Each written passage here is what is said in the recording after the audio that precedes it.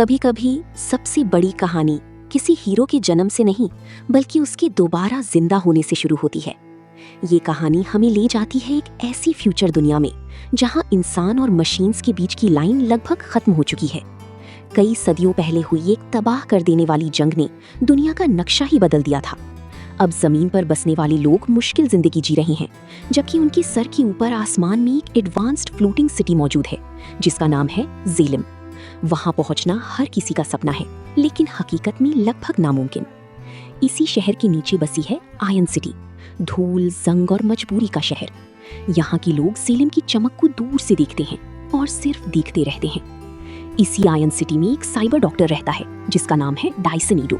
वो रोज की तरह स्क्रैप यार्ड में काम की चीजें ढूंढ रहा होता है। वो स्क्रैप यार्ड जहाँ ज़ेलम ऊपर से अपना कचरा फेंकता रहता है, और वहाँ कचरे की एक ढेर में उसकी नजर किसी चीज पर पड़ती है। एक साइबॉर्ग लड़की का टूटा हुआ कोर, पूरा बॉडी खत्म, लेकिन सिर्फ एक चीज बाकी है, उसका ब्रेन, और वो अब भी एक्टिव है। डॉक्टर बिना एक पल गवाए उसे अपनी क्लिनिक ले आता है। काफी मेहनत के बाद डॉक्टर ईडो उसके लिए एक नया साइबॉर्ग बॉडी तैयार करता है। जब लड़की होश में आती है तो उसे अपने बारे में कुछ भी याद नहीं होता, ना अपना नाम, ना अपना गुजरा हुआ वक्त, और ना ही ये कि वो असल में कौन थी। डॉक्टर उसे एक नई पहचान देता है और उसका नाम रखता है अलीटा। अलीटा अपनी नई जिंदगी में आंखें खोलकर आयन सिटी को देखती है, एक ऐसी दुनिया जो उसके लिए नई भी है और किसी गहरे हिस्से में जानी पहचानी भी। धीरे धीरे अलीटा आयन सिटी की जिंदगी में खुलने लगती है। इसी दौरान उसकी मुलाकात होती है एक नौजवान से, ह्यूगो। वो एक एनर्जेटिक, ख्वाब देखने वाला लड़का है जो उसे अपने दोस्तों से मिलवाता है और एक फास्ट पेस्ड स्ट्रीट गेम मोटरबॉल का मजा चखाता है। शुरू में अलीटा थोड़ी ऑकवर्ड लगती है, लेकिन सिर्फ कुछ ही देर में उसका बैलेंस, स्पीड और रिफ्लेक्सेस सबको हैरान कर देते हैं। ऐसा लगता है जैसे उसका बॉडी हर मूव पहले से ही जानता हो, जैसे कोई पुरानी याद जिसमें जिंदा हो जो दिमाग तक अभी पहुंची नहीं। गेम के बाद ह्यूगो उसे शहर की छोटी छोटी खुशियों से इंट्रोड्यूस करवाता है। अलीटा के लिए हर नई चीज एक डिस्कवरी होती है, क्योंकि उसके पास यादें नहीं है, सिर्फ एक नई जिंदगी है। एक दिन ह्यूगो अलीटा को शहर की सबसे ऊंची जगह पर ले जाता है। वहां से आसमान में तैरती हुई ज़ेलम और भी करीब नजर आती है, चमकदार, खूबसूरत और बिल्कुल अलग दुनिया। ह्यूगो बताता है कि एक दिन वो जरूर उस शहर तक पहुंचेगा। उसके लिए ज़ेलम सिर्फ एक सिटी नहीं बल्कि एक बेटर लाइफ का सिंबल है, एक ऐसा वादा जो उसने खुद से किया हुआ है। उसकी बात सुनकर अलीटा के दिल में एक नया सवाल पैदा होता है। अगर वो स्क्रैप यार्ड में मिली थी जो ज़ेलम का ही कचरा है, तो क्या मुमकिन है कि उसका पास्ट भी किसी तरह ज़ेलम से जुड़ा हो? ये सवाल उसके दिमाग से निकलता ही नहीं। उस रात अलीटा चुपके से डॉक्टर ईडो का पीछा करती है। उसे लगता है कि शायद डॉक्टर उससे कोई बड़ी बात छुपा रहा है, लेकिन सच उसकी सोच से बिल्कुल अलग निकलता है। डॉक्टर ईडो असल में एक हंटर वॉरियर है। आयन सिटी में पुलिस जैसी कोई चीज नहीं होती, यहाँ हंटर वॉरियर्स होते हैं जो डेंजरस क्रिमिनल्स को पकड़कर इनाम कमाते हैं। ईडो भी यही करता है और इसी से अपना क्लिनिक चलाता है।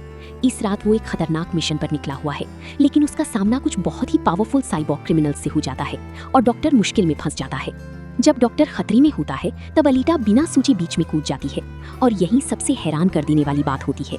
उसका बॉडी ऐसी फाइट करने लगता है जैसे उसने सालों तक किसी खास मार्शल आर्ट की ट्रेनिंग ली हो।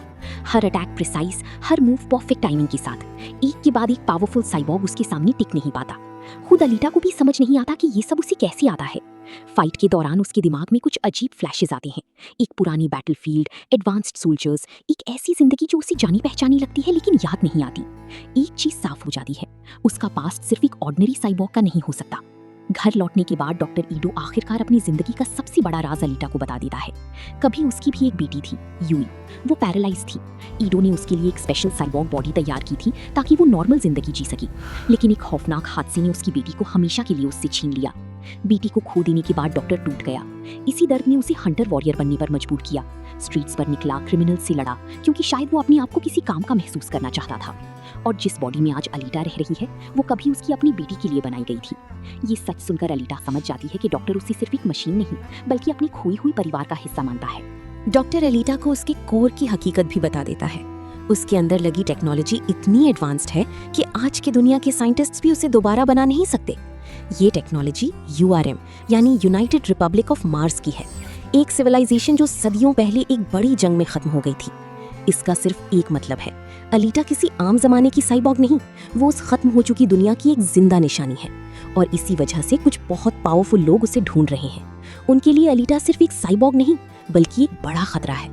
इसी दौरान अलीटा को ह्यूगो के बारे में भी एक ऐसा सच पता चलता है जो उसे अंदर तक हिला देता है।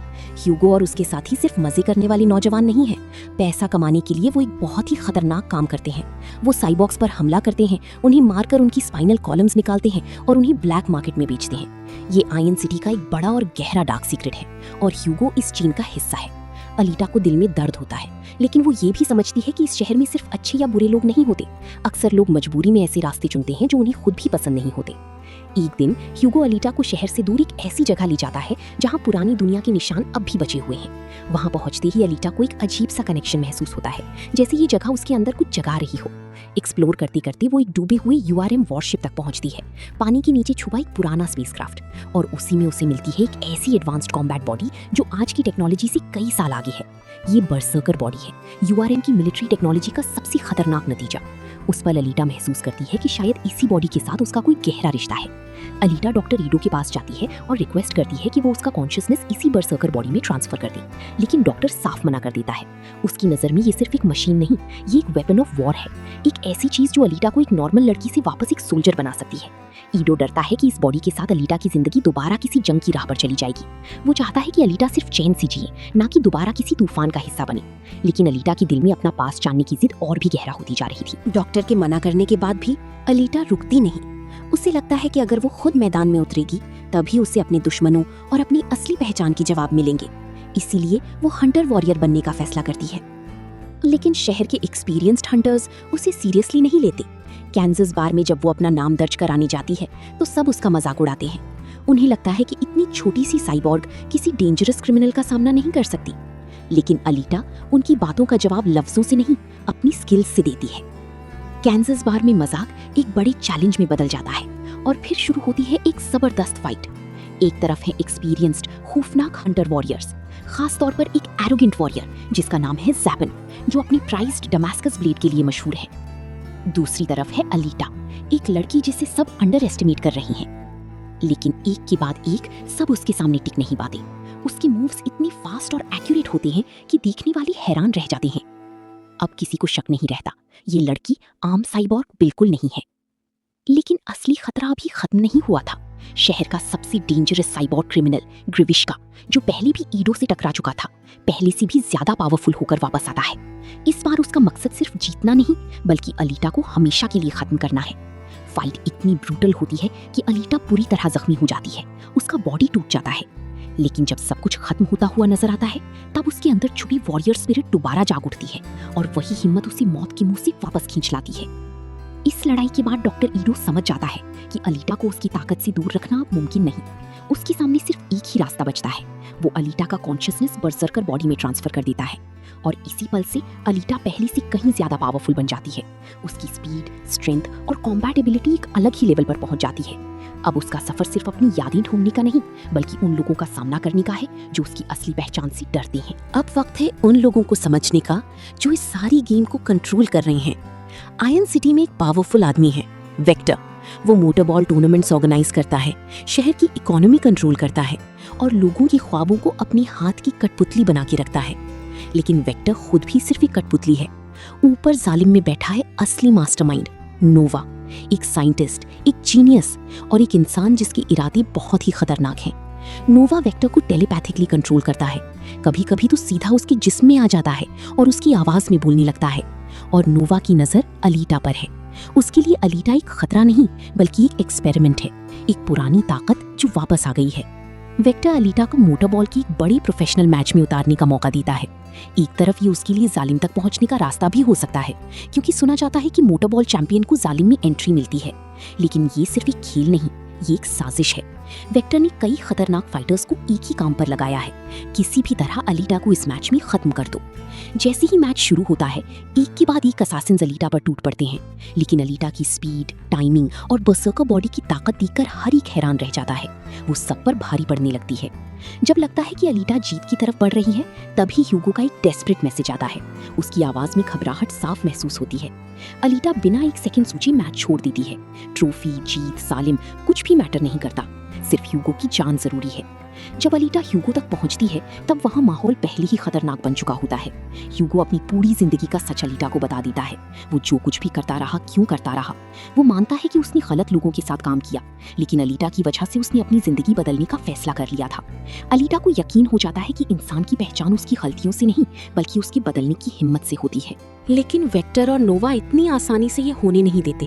वेक्टर के ऑर्डर्स पर जापान और दूसरे ह्यूगो के पीछे आ जाते हैं। एक खतरनाक मुठभेड़ में ह्यूगो बुरी तरह जख्मी हो जाता है। अलीटा टूट चुकी होती है, लेकिन वो हारी नहीं होती। वो ह्यूगो के पकड़कर डॉक्टर ईडो के पास भागती है, उम्मीद के साथ कि शायद कोई रास्ता हो। डॉक्टर मेहनत करता है। वो ह्यूगो को एक टेम्पररी साइबॉर्ग बॉडी से जोड़ देता है। ह्यूगो जिंदा बचता है। फिलहाल ह्यूगो के दिल में अब भी वही एक ख्वाहिश जिंदा है, जालिम। वो अलीटा को छोड़ना नहीं चाहता, लेकिन जालिम का सपना उसे खींच लेता है। वो उस बड़ी केबल, उस ट्यूब की तरफ भागता है जो जमीन से जालिम तक जाती है। उसका इरादा है कि वो उस केबल के सहारे ऊपर चढ़ जाए। अलीटा उसके पीछे भागती है, रोकने की कोशिश करती है, लेकिन ह्यूगो नहीं रुकता। और फिर होता है वो जो नहीं होना चाहिए था। जालिम अपनी हिफाजत खुद करता है। केबल की गिर्द एक ब्लीड रिंग एक्टिव होती है, एक सर्कुलर ब्लीड सिस्टम जो ऊपर चढ़ने की कोशिश करने वाले को काटकर नीचे गिरा देता है। ह्यूगो उसकी जद में आ जाता है। अलीटा नीचे देखती रह जाती है। वो कुछ नहीं कर सकती। ह्यूगो चला जाता है। ये अलीटा की सबसे बड़ी हार है, ना किसी दुश्मन से बल्कि अपनी बेबसी से। ह्यूगो के जाने के बाद अलीटा टूटती नहीं, वो और भी मजबूत हो जाती है। अब उसे साफ पता है कि असली दुश्मन कौन है। वेक्टर, नोवा, वो सिस्टम जो जालिम से बैठा आम लोगों की जिंदगियों को कठपुतली की तरह नचाता है। अलीटा वेक्टर का सामना करती है।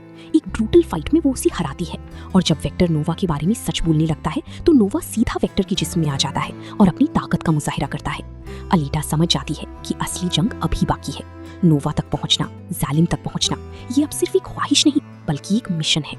फिल्म के एंड में अलीटा मोटरबॉल अरीना में खड़ी है, चैंपियन बन चुकी है, लेकिन उसकी आंखों में सिर्फ जीत का जश्न नहीं बल्कि एक ऐसी आग है जो अभी बुझी नहीं। वो आसमान की तरफ देखती है, जालिम की तरफ, और अपनी तलवार ऊंची करती है। एक सीधी चैलेंज नोवा को, उस पूरी सिस्टम को। और दूर जालिम में नोवा मुस्कुराता है। कहानी यहीं खत्म जरूर होती है, लेकिन अलीटा का असली सफर अभी शुरू हुआ है।